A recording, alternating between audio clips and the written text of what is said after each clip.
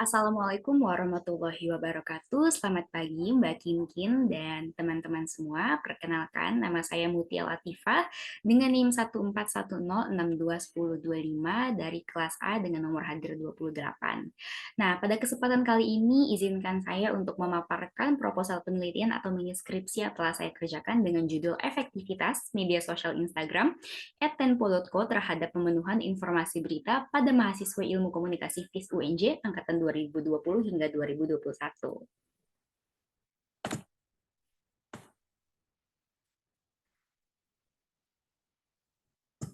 Baik, pada proposal penelitian ini terdapat 3 bab. Yang pertama itu adalah bab pertama, pendahuluan dengan latar belakang.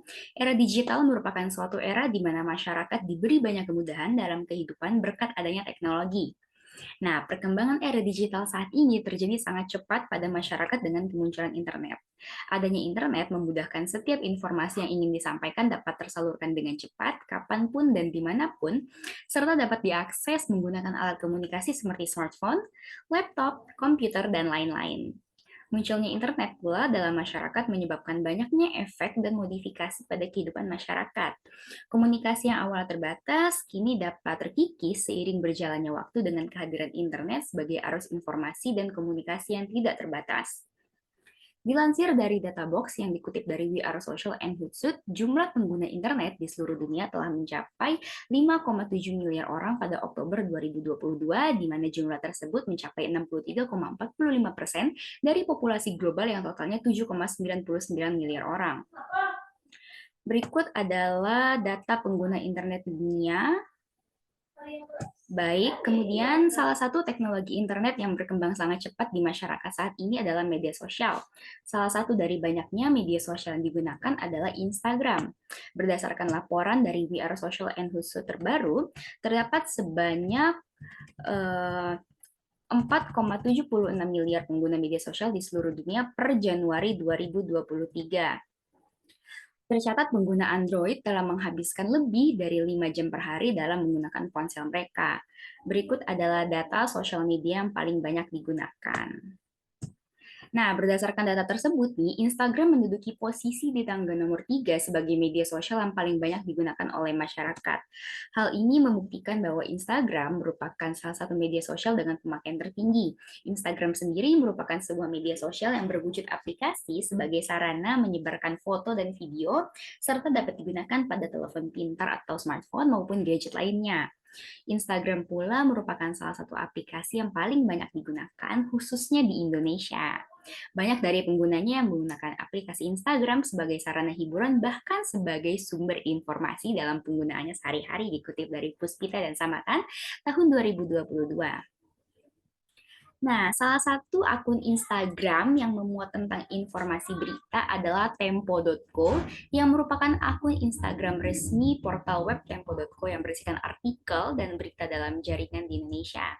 Akun tempo.co sendiri bergabung di Instagram pada bulan Februari tahun 2013 dengan pengikut terbarunya terpantau sebanyak 957.000 dan sekitar 20.000 unggahan hingga 14 September 2023. Akun Instagram tempo.co membagikan informasi yang sebelumnya telah diunggah pada portal web berita tempo.co sehingga para pengikut atau followersnya dapat mengetahui perkembangan berita melalui beranda Instagram. Akun Instagram tempo.co sendiri sangat populer karena menjadi media informasi online yang aktif memberikan informasi yang bermanfaat, faktual dan aktual mengenai suatu kejadian atau bencana yang terjadi di Indonesia bahkan dunia melalui postingan Instagram Feeds atau Instagram Story. Akun ini juga mempunyai banyak konten yang menarik dan dapat memenuhi kebutuhan informasi followersnya seputar berita terkini, pendidikan, budaya, wisata, bahkan lifestyle. Oleh karena hal tersebut, tidak heran bahwa akun Instagram tempo.co sering dijadikan sebagai sarana informasi berita bagi para masyarakat mulai dari pekerja kantoran, ibu rumah tangga, hingga pelajar dan mahasiswa. Nah, berdasarkan pemaparan latar belakang di atas, maka pada penelitian ini, peneliti, yaitu saya, ingin mengetahui seberapa efektifkah penggunaan media sosial Instagram tempo.co sehingga menjadi akun yang efektif sebagai media informasi online dan dapat menarik perhatian masyarakat untuk mengikuti akun media sosial tersebut. Jadi, peneliti tertarik untuk membuat penelitian dengan judul Efektivitas Media Sosial Instagram Tempo.co terhadap pemenuhan informasi berita pada mahasiswa Fakultas Ilmu Sosial UNJ 2020 hingga 2021.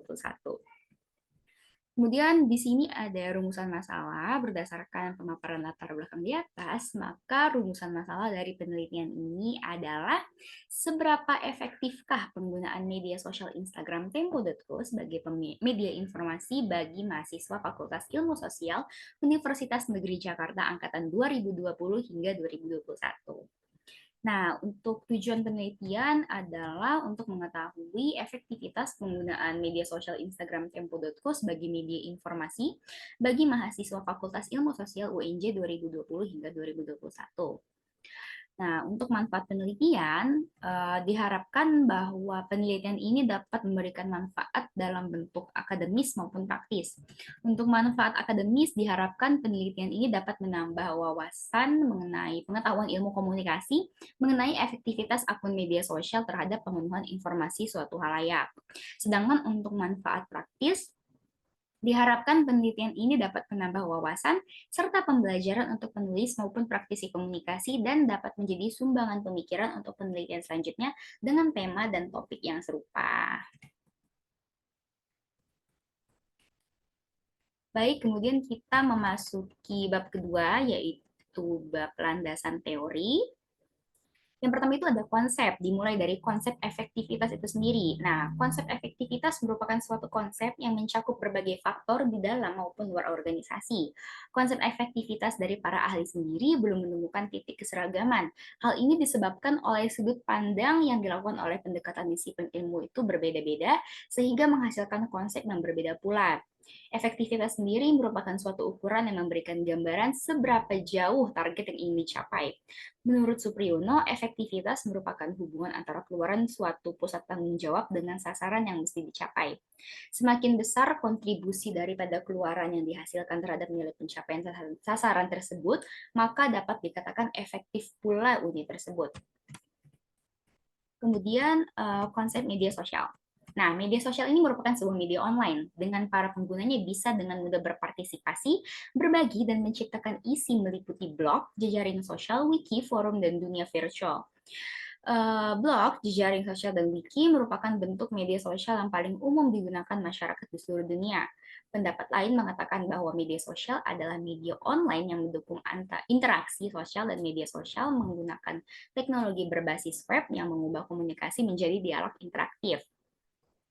Dikutip dari Rafik tahun 2020, Andreas Kaplan dan Michael Hanlon mendefinisikan media sosial sebagai sebuah kelompok aplikasi berbasis internet yang membangun di atas dasar ideologi dan teknologi Web 2.0 dan memungkinkan penciptaan serta pertukaran user-generated content. Jejaring sosial merupakan situs di mana setiap orang bisa membuat web page pribadi, kemudian terhubung dengan teman-teman untuk berbagi informasi dan berkomunikasi. Kemudian ada konsep Instagram. Nah, siapa sih yang nggak kenal Instagram? Instagram ini merupakan sebuah aplikasi berbagi foto, menerapkan filter digital dan membagikannya ke berbagai layanan jejaring sosial termasuk Instagram itu sendiri. Instagram menjadi sarana yang menjanjikan untuk berbagai akun seperti akun informasi, berita, hiburan, kesehatan, online shop, dan ajang promosi. Instagram adalah aplikasi yang digunakan untuk mengunggah dan berbagi foto kepada pengguna lainnya. Instagram sendiri terdiri dari kata insta yang berasal dari kata instan seperti Polaroid camera yang pada masa yang dikenal sebagai sebutan foto instan. Sedangkan kata gram berasal dari kata telegram, di mana cara kerja telegram sendiri adalah untuk mengirimkan informasi kepada orang lain secara cepat. Oke, kemudian yang terakhir ada konsep berita. Nah, berita ini merupakan bentuk laporan tentang suatu kejadian yang sedang terjadi baru-baru ini dari suatu peristiwa. Dengan kata lain, berita merupakan berita menarik atau sesuatu hal yang penting dan disampaikan pada masyarakat oleh banyak orang melalui media. Nah, berita di masa kini tidak hanya bisa didapatkan melalui media lama seperti televisi, radio, ataupun koran saja, akan tetapi berita sudah bisa diperoleh melalui media digital, seperti contohnya media sosial yang saya jelaskan sebelumnya tadi. Baik, kemudian ada review literatur. Untuk review literatur sendiri, saya mengambil 10 penelitian terdahulu dari rentang waktu 5 tahun terakhir. Untuk penelitian yang pertama ada dari Nadia Ayu Puspita dan Nuriyati Samatan tahun 2022 dengan judul Efektivitas Media Sosial Instagram Detik.com dalam pemenuhan kebutuhan informasi. Dari hasil penelitian ini ditemukan bahwa terdapat pengaruh yang signifikan secara parsial dan simultan terhadap pemenuhan kebutuhan informasi followers akun Instagram Detik.com. Kemudian penelitian terdahulu kedua berjudul Efektivitas Konten Media Sosial Instagram Fakta 17 terhadap pemenuhan kebutuhan informasi penggemar oleh Jessica Audrey, Bulan Lubis, dan Lucia Savitri Setri Utami tahun 2022. Hasil penelitian ini diketahui bahwa terdapat pengaruh positif dan signifikan antara variabel efektivitas akun Instagram Fakta 17 terdapat pemenuhan kebutuhan informasi penggemar Seventeen oleh konsumen. Efektivitas konten akun Instagram Fakta Seventeen sendiri mempunyai pengaruh terhadap variabel pemenuhan kebutuhan informasi penggemar Seventeen sebesar 69%. Penelitian terdahulu yang ketiga berjudul Efektivitas Konten Media Sosial Instagram LAAKFKB terhadap pemenuhan kebutuhan informasi akademik mahasiswa oleh Amila Nafila Fidiana Milia Kurota Ayun dan Zikri Fahrul Nurhat. Dari hasil penelitian ini diketahui bahwa konten yang dibuat oleh Instagram tersebut efektif dalam memenuhi kebutuhan informasi para mahasiswanya. Kemudian penelitian yang keempat dengan judul Efektivitas Penggunaan Media Sosial Akun Instagram Fan Cafe dalam pemenuhan kebutuhan informasi penggemar K-pop, yang mana dari penelitian ini ditemukan hasil terdapat ada pengaruh yang signifikan yang berarti penggunaan media sosial Fan Cafe ini efektif secara signifikan dalam pemenuhan kebutuhan penggemar K-pop. Kemudian penelitian selanjutnya berjudul Efektivitas Penggunaan Media Sosial Instagram Jabar Saber Hoax terhadap pemenuhan kebutuhan informasi tentang fakta hoax pada followers di Jawa Barat oleh Muhammad Raditya Anugrah dan Deddy Kurnia Syahputra juga menemukan hasil bahwa media sosial ini efektif terhadap pemenuhan kebutuhan informasi tentang fakta hoax pada followers di Jawa Barat. Kemudian penelitian selanjutnya berjudul Efektivitas Penggunaan Media Sosial Instagram Magelang terhadap pemenuhan kebutuhan informasi juga memperoleh hasil yang sama, yaitu terdapat hubungan positif dari kedua variabel penggunaan media sosial akun Instagram Magelang terhadap pemenuhan kebutuhan informasi sebesar 37,3%. Oke, baik. Kemudian ada penelitian selanjutnya berjudul Literasi Media Digital, Efektivitas Akun Instagram Info Bandung Raya terhadap pemenuhan kebutuhan informasi followers oleh Siti Nurbaiti Fauzia dan Novarina tahun 2020, di mana hasil dari penelitian ini menyimpulkan adanya pengaruh dari efektivitas akun Instagram Info Bandung Raya sebesar 55,95% terhadap pemenuhan kebutuhan informasi followers yang didukung oleh faktor-faktor seperti keakuratan berita, kejelasan berita, dan memberikan informasi sesuai dengan kebutuhan followers.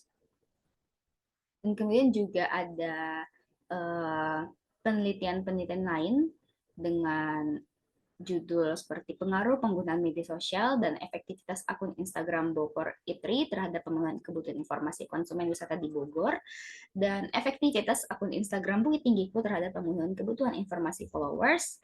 Kemudian efektivitas akun Instagram Jakpos Images dalam pemenuhan kebutuhan informasi followers, yang mana dari hasil penelitian-penelitian tersebut didapatkan hasil bahwa akun media sosial yang mereka teliti itu efektif dalam pemenuhan berita bagi followers atau warga yang mereka teliti. Oke, kemudian di sini ada tabel 2.1 perbandingan penelitian terdahulu dari penelitian-penelitian yang saya paparkan di atas. Bisa dilihat di sini ada contohnya yang penelitian yang pertama, efektivitas media sosial Instagram detik.com dalam pemenuhan kebutuhan informasi oleh Nadia Ayu Puspita dan Nuryati Samatan.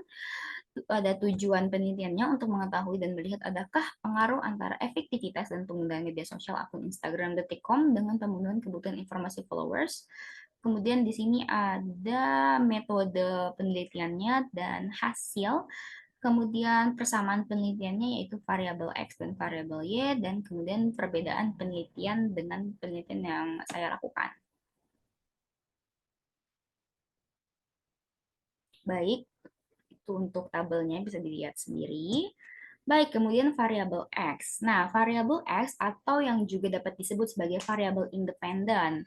Tri Cahyudeni Susilo berpendapat bahwa variabel bebas merupakan variabel yang dapat menjadi penyebab perubahan atau munculnya variabel terikat.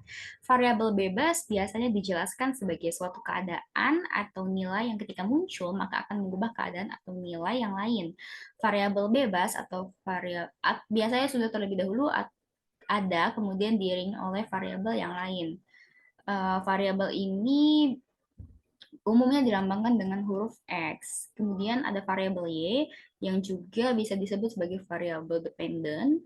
Variabel ini merupakan variabel yang secara terstruktur berpikir bahwa keilmuan menjadi variabel karena adanya perubahan variabel lain.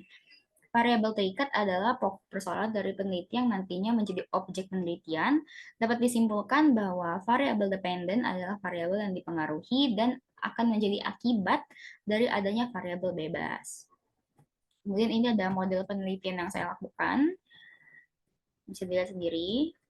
Baik, kemudian ada hipotesis teori. Hipotesis teori dalam penelitian ini adalah adanya efektivitas dari penggunaan media sosial Instagram @tempo.co terhadap pemenuhan informasi berita pada mahasiswa Fakultas Ilmu Sosial UNJ 2020 hingga 2021. Baik, kita memasuki bab ketiga, yaitu metode penelitian. Pertama itu ada paradigma penelitian. Nah, penelitian ini menggunakan paradigma positivisme karena positivisme merupakan segala sesuatu atau gejala yang dapat diukur secara positif atau pasti sehingga dapat dikuantifikasikan. Hal ini tidak hanya berlaku dalam ilmu alam saja tapi juga ilmu sosial. Nah, jadi karena penelitian yang saya lakukan ini merupakan penelitian kuantitatif sehingga saya menggunakan paradigma positivisme yang dapat diukur secara pasti. Kemudian ada pendekatan penelitian. Pendekatan yang digunakan dalam penelitian ini adalah kuantitatif. Menurut Keith F. Punch tahun 1988, pendekatan kuantitatif merupakan riset empiris yang pendekatannya adalah sesuatu yang dapat dihitung. Hal yang penting dalam pendekatan kuantitatif adalah adanya variabel-variabel sebagai objek penelitian yang dikemas berbentuk operasionalisasi masing-masing variabel. Selain itu adanya reliabilitas dan validitas sebagai penentu kualitas hasil dari penelitian, serta sumber kemampuan dan generalisasi tentang kemampuan model penelitian sejenis. Kemudian untuk metodenya adalah metode survei. Oke, kemudian di sini ada sub 3.4 populasi sampel dan teknik penarikan sampel. Untuk populasi sendiri sesuai pada judul, populasinya adalah mahasiswa Ilmu Komunikasi Universitas Negeri Jakarta angkatan 2020 hingga 2021. Kemudian sampel ini menurut Sugiono merupakan bagian yang mewakili jumlah dan karakteristik dari populasi. Nah, jumlah sampel yang saya ambil untuk penelitian ini adalah 67 orang mahasiswa. Kemudian ada teknik penarikan sampel. Nah, untuk mendapatkan jumlah sampel yang sesuai dengan populasi yang tersedia, saya menggunakan rumus Lovin untuk menghitung jumlah sampel yang ingin saya dapatkan. Bisa dilihat ini ada rumusnya. Kemudian dimasukkan angkanya, dan setelah dihitung, maka diketahui sampel dalam penelitian ini sebanyak 66,7 yang kemudian saya bulatkan menjadi 67 orang. Kemudian ukuran sampel. Nah, untuk bisa mengukur ukuran sampel, dijelaskan bahwa terdapat beberapa faktor yang dapat mempengaruhi keputusan untuk menetapkan ukuran sampel. Faktor-faktornya adalah tujuan dari penelitian, tingkat kepercayaan yang diinginkan, resiko dapat diterima dengan prediksi ketelitian atau kepercayaan, besarnya variabilitas dari populasi, biaya dan waktu, dan dalam beberapa kasus besarnya populasi. Kemudian hipotesis riset. Nah, hipotesis riset dalam penelitian ini adalah H0, yaitu terdapat efektivitas media sosial Instagram Tempo.co terhadap pemenuhan informasi berita mahasiswa ilmu komunikasi UNJ 2020 hingga 2021. Dan H1-nya tidak terdapat efektivitas media sosial Instagram Tempo.co terhadap pemenuhan informasi berita mahasiswa ilmu komunikasi UNJ 2020-2021.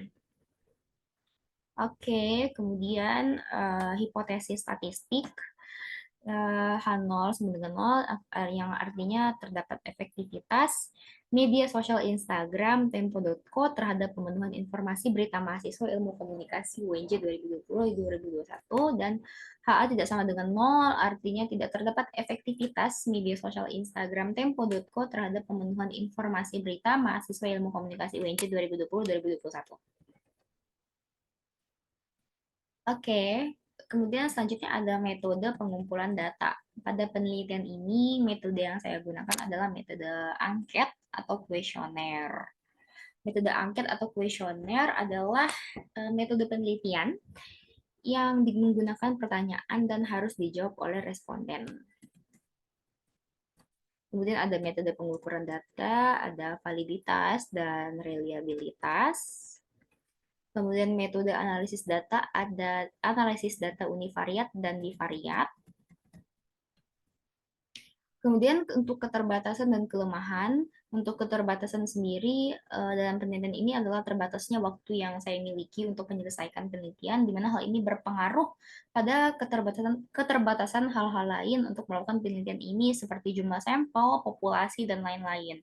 Kemudian untuk kelemahannya adalah masih kurang kuat penjelasan yang ditulis oleh peneliti, kurangnya sumber, dan hal-hal lain juga membuat penelitian ini masih terasa lemah baik dari segi penulisan. Oleh karena itu, saya sendiri berharap masih bisa menindaklanjuti penelitian ini untuk mendapatkan hasil yang lebih baik dan memperbaiki kekurangan yang ada saat ini. Oke, kemudian kita masuk ke sub 3.12 definisi operasional. Yang pertama itu media sosial. Variabel yang digunakan dalam penelitian ini ada dua, yaitu variabel X dan Y. Variabel X-nya itu adalah media sosial dan variabel Y itu adalah pemenuhan informasi. Kemudian indikator penggunaan media sosial ini dikutip dari Laila tahun 2014.